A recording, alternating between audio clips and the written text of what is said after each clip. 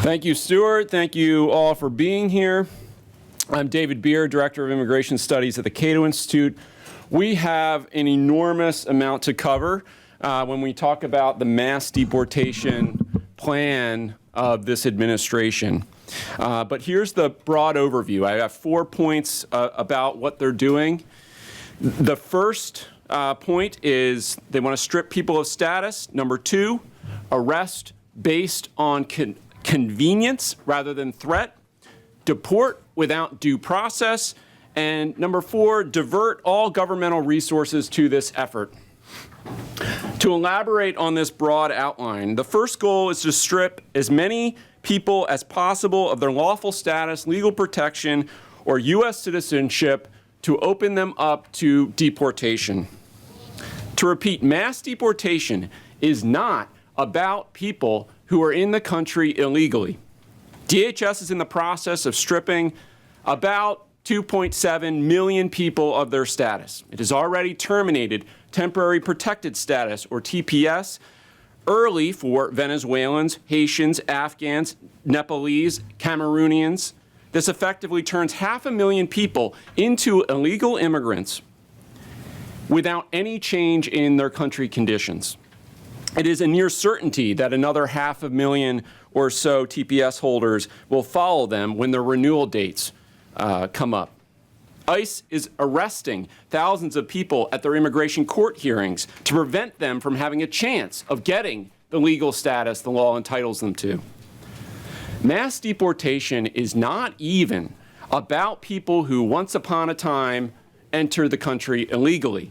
DHS has revoked the parole status for 1.5 million people who entered the country legally under the CBP-1 app or through the Cuba, Haiti, Nicaragua, and Venezuela parole sponsorship processes. It has also given agents the discretion to arrest any parolee from any country, including Afghans and Ukrainians, without any notice and order them deported.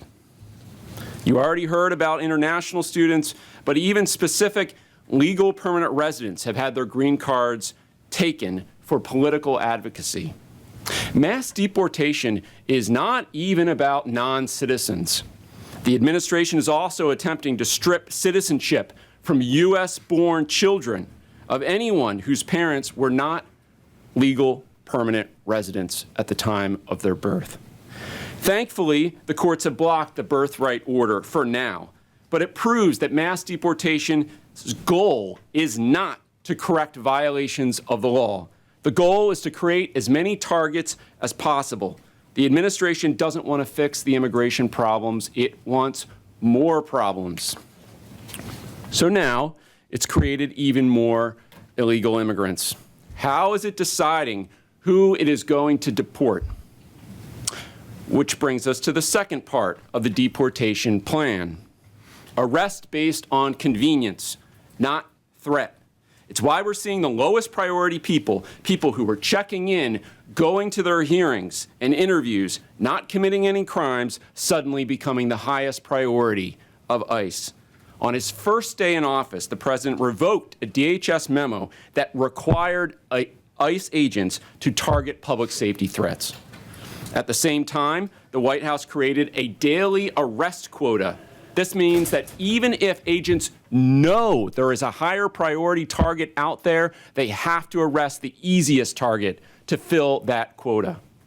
ICE has gone from arresting 1,000 immigrants without criminal convictions per week in 2017 under the first Trump administration to arresting over 6,000 per week in June of 2025. 70% of ICE arrests in June had no criminal convictions. 95% had no violent convictions.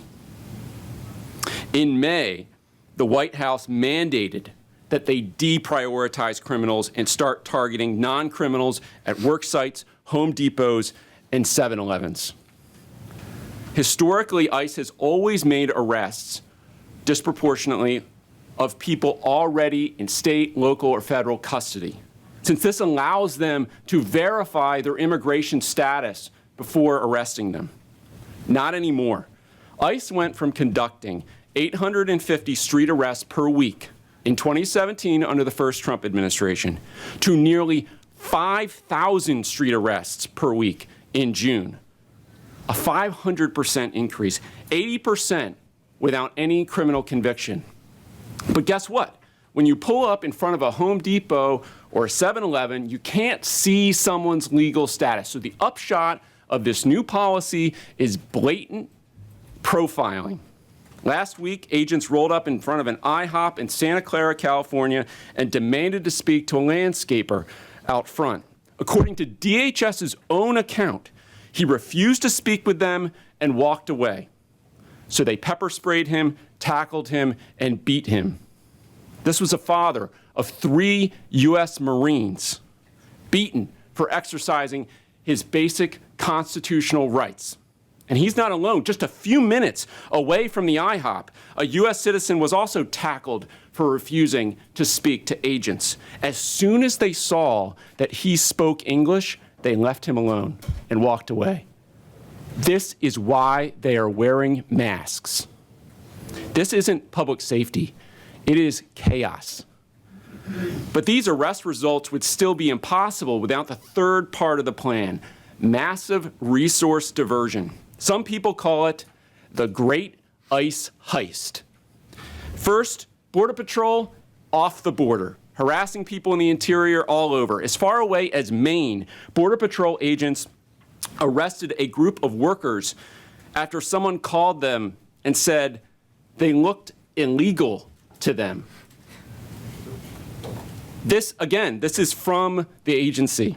Second, criminal investigators and special agents from HSI, FBI, DEA, and ATF have been taken off their criminal cases to arrest non-criminal immigrants. These cases include human trafficking, child exploitation, cybercrime, weapons export controls, intellectual property theft, and drugs. That's 80% of the ATF off their jobs, 25% of the DEA, thousands of FBI agents, defunding the real police. DEA admits its agents don't know how to do immigration enforcement. Just this week, the FBI decided maybe we actually need those terrorism investigators after all, and brought a few of them back. But apparently all the other crimes, they're okay. Now the National Guard is being employed to help ICE do deportations as well. Meanwhile, at the state level, DHS has inked 700 agreements under 287G that redirect state and local police away from their real jobs, stopping thefts and murders, into the mass deportation effort. We've already seen Florida cops arrest a U.S. citizen. He was detained and sent to an ICE detention facility, even though his mother showed up with his birth certificate. And now the administration is suing to force every state and local government to do the same thing. ICE's efforts are taking resources away from public safety-focused law enforcement to round up peaceful people. But mass deportation still won't happen without the fourth critical element of the plan, stripping people of due process and judicial review of deportations. The administration knows it cannot achieve its goals and follow the Constitution. Reminder, the purpose of due process and the Constitution and the Fourth Amendment is to protect innocent people from the government.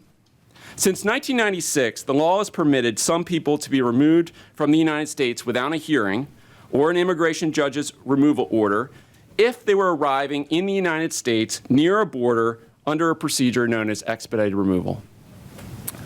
However, now the administration is expanding that policy to the interior of the United States.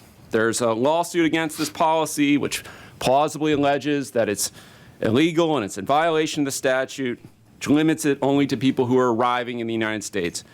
But set that aside. Expedited removal is also, on paper, still limited to people who've only been in the country for 2 years.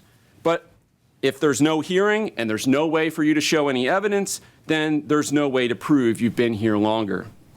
And we're already seeing ICE erroneously subject people to this rule. People who've been in the country for over a decade, people who are here legally.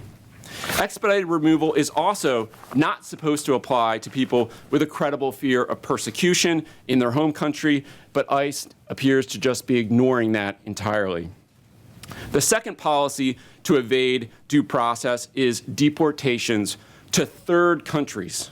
In these cases, the government obtains a deportation order, but the immigration judge says you cannot deport them to their home country because they would face torture there or persecution.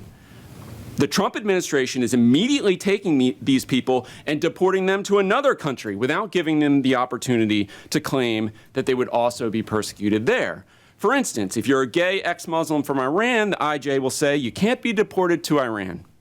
But the administration is now saying they can deport them to Libya, which kills apostates, or South Sudan, which imprisons gays, without letting the person protest. Finally, under the Alien Enemies Act, the administration is claiming it can take any non-citizen, at least from Venezuela for now, including green card holders, and load them onto a plane and immediately fly them outside the country with zero due process. Moreover, it is arguing that it can send them to a foreign country to be imprisoned without charge at U.S. government expense. In its very first use of this authority, ICE deported dozens of legal immigrants. I've counted at least 50, and since I published my research on this topic, I've found 2 additional cases of people who entered the country legally, they never violated any law, immigration law, and they were sent to a foreign prison. These people were labeled criminals based entirely on their tattoos. We have gay makeup artists, fathers with little kids, arrested at their construction sites, banished to indefinite imprisonment based on nothing. We've already seen courts order at least 4 people brought back to the United States after they were illegally deported under these due process-free policies from the United States. Another court has ordered the government to figure out how to give the hundreds of Venezuelans illegally sent to El Salvador due process. The government is also arguing that no courts can review any of this. Any of its immigration actions, no court can take a look and see if it's illegal. Courts shouldn't even be able to review whether it's illegal. Of course, these deportations are punishing the U.S. economy, denying businesses, workers, and consumers. The Fed chair said last week that it was slowing economic growth. The CBO says that mass deportation policies would likely increase the debt by about $1 trillion. But that's too narrow a focus. This is about our rights, about having a free country. Think about what I've just described. If the administration gets its way, the government could see your social media protesting U.S. foreign policy, send DEA agents to your house demanding to see proof of citizenship, but you can't use your birth certificate or anything else that you have in your house to prove your citizenship anymore. Then it can immediately load you onto a plane and send you to a foreign prison or dumped in Libya, where foreigners are openly sold as slaves, and no court can review it. And even if they could, the court could do nothing to order the government to bring you back. This is literally what they are saying in these court filings. And things not very far from this situation have already happened to legal immigrants in this country. And the government is openly considering sending U.S. citizens to El Salvador. If you say, we can trust this president to not carry it that far, well, I would laugh, but I will respond with this quote from Thomas Jefferson, who protested arbitrary due process-free deportations of immigrants under the John Adams administration in 1798 by saying, "The friendless alien has indeed been selected as the safest subject of a first experiment with tyranny, but the citizen will soon follow. Let no more be heard of confidence in man, but bind him down from mischief by the chains of the Constitution." Thank you, and I look forward to your questions.